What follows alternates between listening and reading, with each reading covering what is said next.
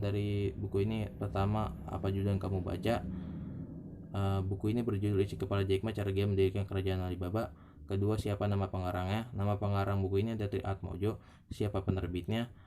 Penerbit buku ini Media Pressindo. Nomor 5, di mana buku ini diterbitkan dan tahun berapa? Buku ini diterbitkan di Yogyakarta pada tahun 2017. Nomor 6, bagaimana dengan cetakan bukunya? Cetakan buku ini sangat bagus dan menarik, tetapi terdapat kelemahannya, yaitu mudah terlepas dari covernya. Nomor 7, apakah ada gambar atau foto dalam buku tersebut? Di dalam buku ini terdapat gambar dan foto yang sangat relevan dan bagus dari bagian cover buku dan isi buku yang menampilkan foto Jack Ma, istrinya, timnya, dan foto Jack Ma dengan pemimpin dunia. Nomor 8, kenapa Presiden Joko Widodo ingin sekali bertemu dengan Jack Ma? Karena di saat kunjungan kerja Presiden Joko Widodo ke Cina, Presiden menyempatkan untuk mengunjungi markasnya Alibaba Group di Hangzhou, Provinsi Zhejiang. Pada pertemuan itu, Presiden Jokowi melontarkan sejumlah rencana untuk membangun ekonomi kreatif di Indonesia. Saat itu, Jack Ma ditunjuk sebagai penasihat di bidang e-commerce di Indonesia. Dan nomor terakhir, berapa kekayaan yang ditaksir oleh Jack Ma? Kekayaan Jack Ma ditaksir sebesar 25 miliar dolar. Beberapa waktu kemudian, dengan melesatnya harga saham Alibaba, kekayaan Jack Ma bertambah dan diperkirakan mencapai 29 miliar dolar. Kekayaan Jack Ma terus bertambah dengan terjadinya kerjasama antara Alibaba dengan Ant Financial. Hasil kesepakatan dengan Ant Financial, Jack Ma mengantongi tambahan sebesar 4,3 miliar, sehingga nilai kekayaan ditaksir mencapai 33,3 miliar dolar. Setelah tadi menemukan butir-butir penting, selanjutnya tujuan penulisan buku non-fiksi ini. Tujuan penulisan buku ini adalah memberikan informasi tentang bagaimana cara mengembangkan bisnis e-commerce. Kita juga harus belajar banyak dari tokoh buku ini yang mampu mendirikan e-commerce dengan pantang menyerah dan kerja keras yang berhasil. Buku ini sangat cocok untuk anak muda yang ingin meraih mimpinya di bidang e-commerce. Kelebihan buku ini antara lain: pertama, buku ini mampu memberikan informasi yang data dan relevan tentang Jack Ma yang mendirikan bisnis e-commerce yang sangat bagus dan yang sangat luar biasa dan mampu memberikan inspirasi bagi orang yang membaca buku ini. Kedua, buku ini menggunakan bahasa yang baku, sistematis, dan logis.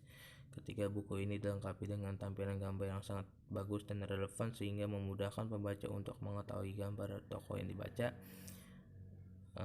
Yang keempat, buku ini bersifat nyata dan asli ceritanya yang dialami oleh tokoh. Kelemahan buku ini cuma satu kelemahan dari segi fisik buku, yaitu buku ini kertasnya mudah terlepas dari cover. Ini sudah saya foto buku saya, jadi kertasnya ini mudah terlepas dari covernya. Bahasa yang digunakan dalam buku ini: pertama, bahasa baku yang bersifat formal. Kedua, menggunakan bahasa yang mengikuti sudut pandang pengarang. Ketiga, terdapat beberapa istilah asing. Contoh istilah asing di buku ini adalah e-commerce, web founder, dan internet.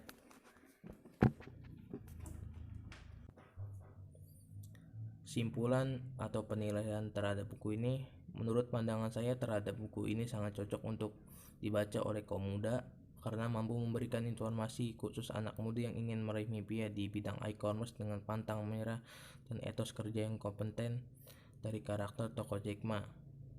Dan Jack Ma mampu mendirikan bisnis e-commerce di Cina dari modal kecil hingga mengalami peningkatan yang sangat pesat.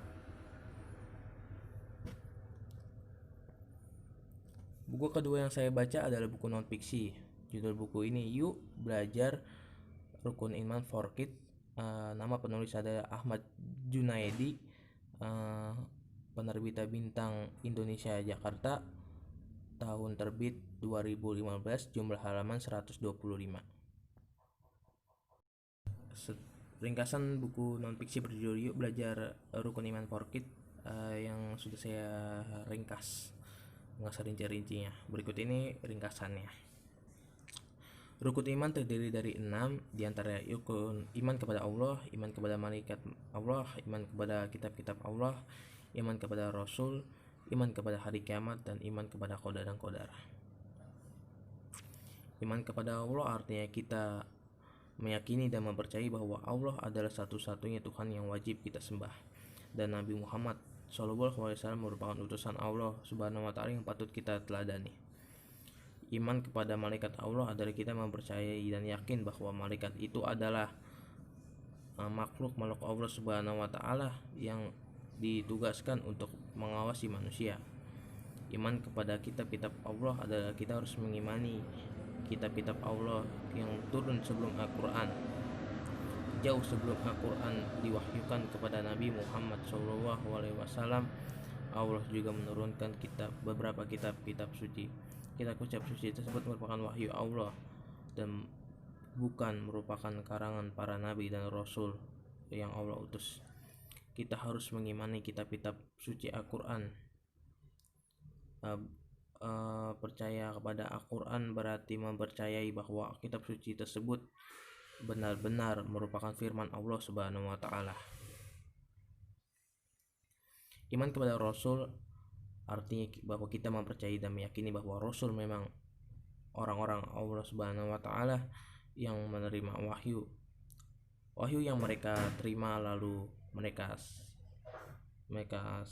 dakwakan atau sampaikan kepada umat manusia.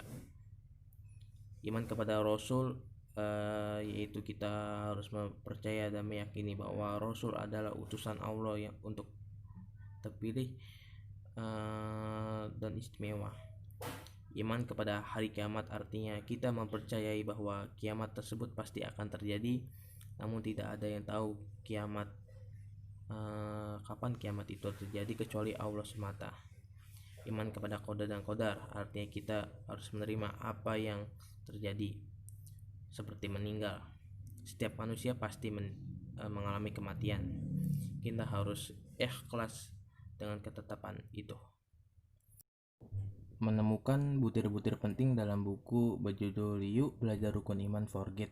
Bab pertama mengenal arti iman. Menjelaskan apa arti dari iman. Iman secara bahasa berarti benar, sedangkan menurut istilah syariat, iman berarti mempercayai dengan hati, lalu mengucapkan lisan dan membuktikannya dengan amalia atau perbuatan.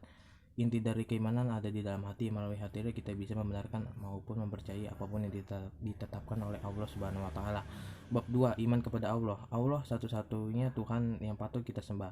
Dialah Tuhan alam semesta alam raya ini. Langit, bumi dan segala isinya tak lain dan tak bukan merupakan ciptaan Allah. Selain itu manusia, jin, setan, malaikat semuanya juga merupakan ciptaan Allah. Kuasa Allah memang sungguh luar biasa. Allah itu Tuhan yang tidak beranak dan tidak pula diperanakan. Oleh karena itu wajib bagi kita untuk mengesahkannya. Islam mengajarkan kepada kita untuk selalu berikrar dengan mengucapkan La ilaha illallah yang artinya tiada Tuhan selain Allah. Bab 3, iman kepada malaikat. Iman kepada malaikat adalah bentuk meyakini dan membenarkan bahwa malaikat memang menjadi bagian dari makhluk Allah Subhanahu wa taala. Malaikat terbuat dari cahaya atau nur. Bab 4, iman kepada kitab-kitab Allah. Kita harus mempercayai dan meyakini bahwa kitab-kitab sebelum Al-Quran adalah kitab Allah Subhanahu wa taala. Tetapi dengan mempercayai dan meyakini kitab suci Al-Quran berarti kita mempercayai kitab-kitab sebelumnya. Bab 5, iman kepada Rasul. Beriman kepada para Rasul adalah mempercayai dan meyakini bahwa para Rasul memang orang-orang pilihan Allah Subhanahu wa taala yang menerima wahyu yang mereka terima lalu mereka dakwakan atau sampaikan kepada umat manusia. Bab 6, iman kepada hari kiamat. Kita harus meyakini kalau kiamat pasti akan terjadi. Terlebih lagi jika tanda kiamat kubro atau kiamat besar sudah terjadi. Yang perlu kita lakukan adalah menyiapkan amal soleh sebanyak-banyaknya. Bab 7 atau bab terakhir, iman kepada qada dan qadar. Allah Subhanahu wa taala berfirman di dalam hadits qudsi, siapa saja yang tidak ridho atas qada dan qadarku dan tidak sabar atas timpaan bencanaku kepadanya, maka hendaklah mencari Tuhan saja selain aku. Hadis riwayat Tabrani. Hadis ini menjelaskan kepada kita terhadap pentingnya mengimani qada dan qadar. Apapun yang menimpa kita, baik kesenangan maupun kesedihan, hendaklah kita terima dengan ikhlas karena semua terjadi atas kehendak Allah Subhanahu wa taala. Tujuan penulisan buku ini adalah memberikan pemahaman tentang makna rukun iman. Buku ini sangat kental dengan ajaran Islam yang diajarkan untuk bagaimana cara mengenali rukun iman secara mendalam atau menyeluruh. Buku ini sangat cocok untuk anak kecil dan anak muda yang ingin mengetahui makna dari rukun iman. Kelebihan buku ini, pertama, buku ini mampu memberikan pemahaman deskripsi tentang rukun iman. Kedua, buku ini dilengkapi dengan ayat dan artinya sehingga memudahkan pembaca untuk memahami. Ketiga, buku ini dilengkapi dengan tampilan gambar animasi yang sangat bagus sehingga buku ini dapat menarik minat baca anak kecil.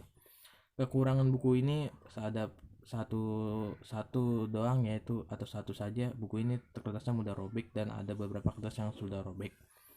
Bahasa yang digunakan pertama banyak menggunakan bahasa sehari-hari, 2 jarang menggunakan bahasa baku, 3 terdapat beberapa bahasa Arab. Simpulan atau penilaian terhadap buku ini, menurut pandangan saya terhadap buku ini adalah sangat cocok untuk anak berusia 7-12 tahun. Karena anak-anak tersebut akan lebih ingin mengetahui tentang makna iman dan rukun iman secara mendalam atau menyeluruh. Sekian presentasi dari saya. Apabila ada kata-kata yang tidak jelas atau yang tidak sopan, mohon maaf. Wabillahi taufiq wal hidayah. Wassalamualaikum warahmatullahi wabarakatuh.